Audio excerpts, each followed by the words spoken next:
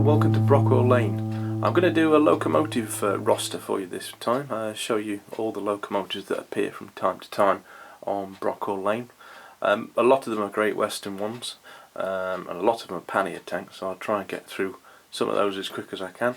They all have my normal modifications, which is KD couplers and etched plates in, I think, all cases. If they haven't got them on now, then they're probably in the post coming. And so we'll start with this first one, which is a Hornby Peckett.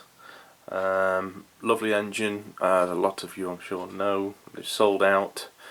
Some of the modifications I've made to this one is the removal of the original nameplate and my own name put on there, which happens to be Dakota in this case. The plates are custom made from Narrow Planet. They specialise in 009, well, all gauges actually, but narrow gauge stuff I think they mainly specialise in, but they'll do pretty much anything you want. And that's the first one. It's in the original Peckett green. And of course there's a second one, which is the blue one, which did say Huntley and Palmer's, which was a biscuit manufacturer, which I removed the name from the side tanks there and replaced again with a Narrow Planet's nameplate, in this case Toby.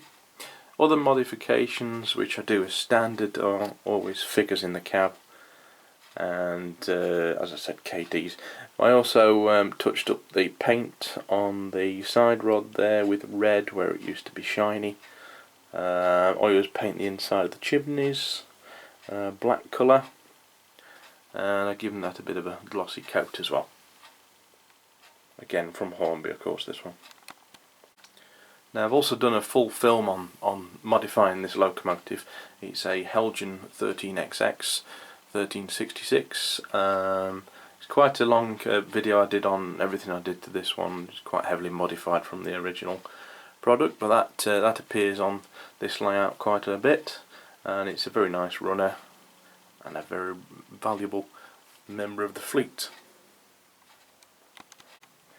And this is a DJ Models 58XX auto tank, which is one of my very favourite locomotive types and is very suitable for Brockwell Lane. Again, KD's fitted. I've not done a lot to this actually. This actually came with etched plates, but again I did a video on some of the modifications I did to this, thanks to feedback from people on YouTube. Little details painted. The 1930s style emblem on the side there, the shirt button, and there's also cab in the crew and coal in the bunker, etc. And here's a second one. This is another DJ Models 48XX in this instance. It's a complete repaint and weathered and new transfers with the slightly earlier Great Western lettering. It's a really nice model as well and fits in well with the layout. Great runner too. And the first of many, a Bachmann 57 Xx Pannier Tank, again with the early Great Western on. Not a lot done with this one because it's pretty much as it came out of the box. Those spring side lamps have been added and also etched plates, and there's plenty of those to come up. And again another one. This is the 87 variety with the curved roof cab. Again, this has got the later style of GWR, which was the last way they used to print it on the sides. Again, slightly faded buffer beam on that one, which I tried weathering, which I like the effect of. And again, same details, spring side lamps, etc. And again, 57XX with the flat roof, like the first one I showed you. Again, etched plates. This one I've heavily weathered, and I also did a video on how I did that, which you might want to check out.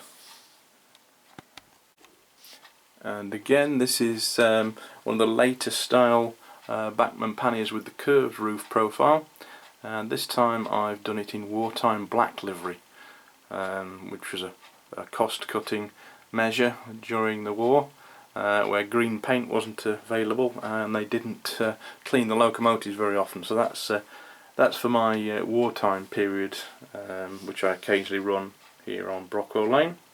Again, of course, it's Bachmann, and was probably picked up from a swap meet for probably around £40, which is what you can get these old Bachmann panniers for, which is why I've got quite a few of them.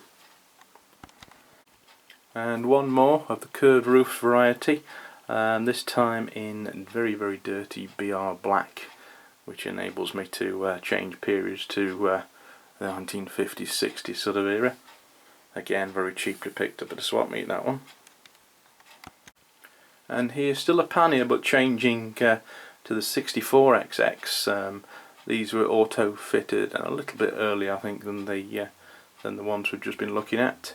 This is a newer release from Bachmann, of course, and has got a little bit better details on it.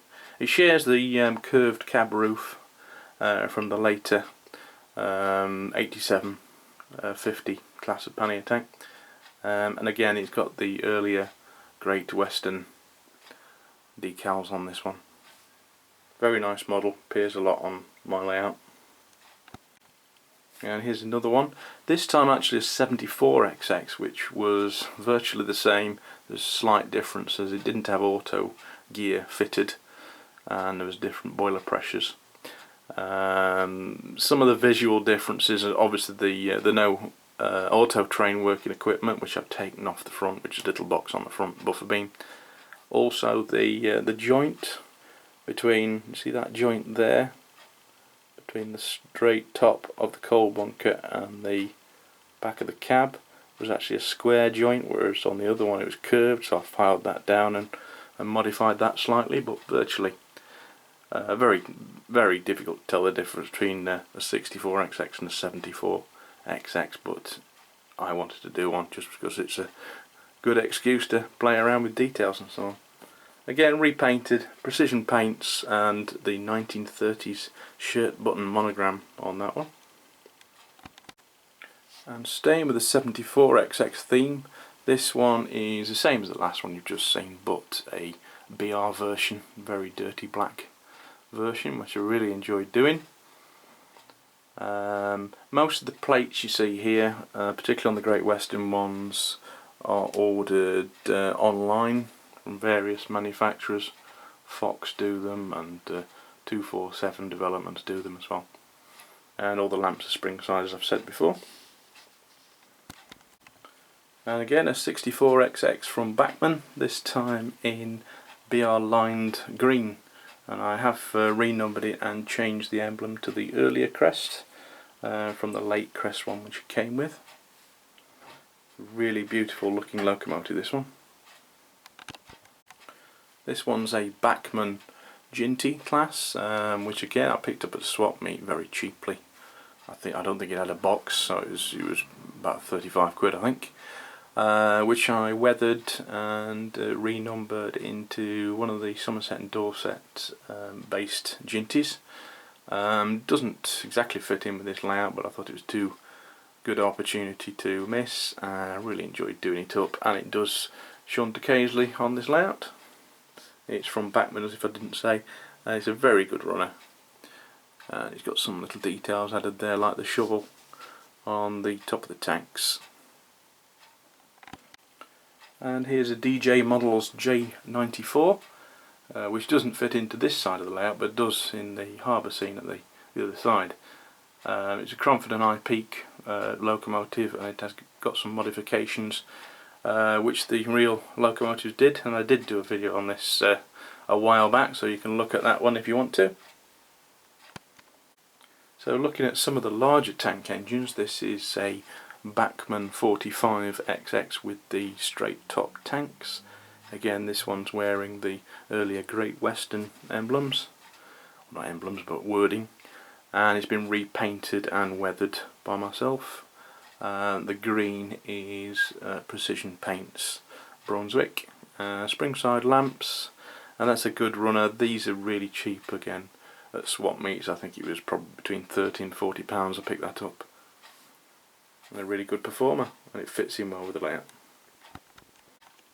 And another one, this time with the different top to the tanks, slightly angled there. It's one of the later designs to increase water capacity.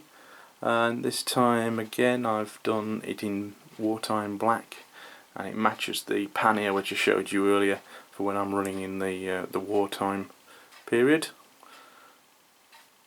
Again, it was probably picked up for about £40 at a swap meet, and well worth the money.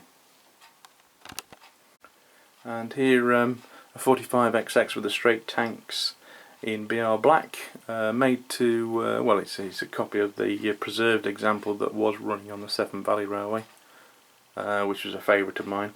I did do a little video on this one as well. So that fits in nicely with the BR period. And here's an 062 tank from Bachmann, similarly treated, repainted, relettered with the earlier Great Western emblem, spring side lamps.